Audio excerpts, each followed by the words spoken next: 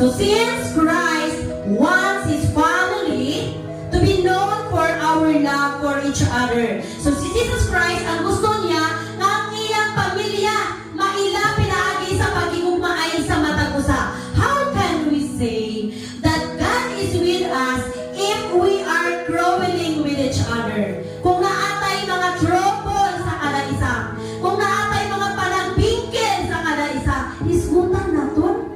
Dili na siya angay kalalisan, kundi angay natong isgutan.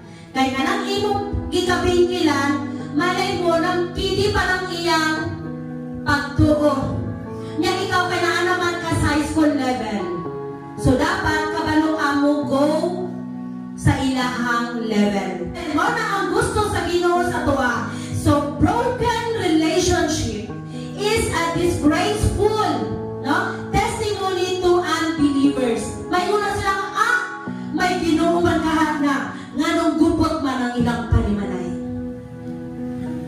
Kita ang nahimong salamin sa atong mga silingan, sa atong mga higala, sa atong mga friendship, sa atong mga kaubanan, kung asa man ta gipaymutang sa Ginoo. Kita ang mahimong model tungod kay dira man gid makita sa aton.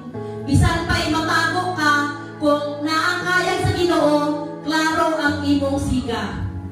Muna sa isa, bisan magtago ka pa, kay ikaw pa ang puon, dawata nga malipayon. May Ginoo ta? Nagaampo man ta everyday. Oh.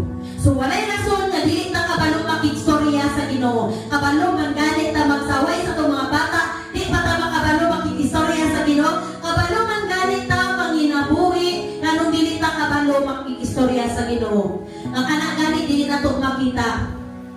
Pero ang kapabor lang sa aton, bisan wala na to nakita si God, pero nako nga itong kasing-kasing buhi siya tungod sa kadaghan ng kaliwan nga atong naangkon nga dili na nato maihap-ihap tungod na sa kaayo sa Ginoo sa atong mga kinabuhi.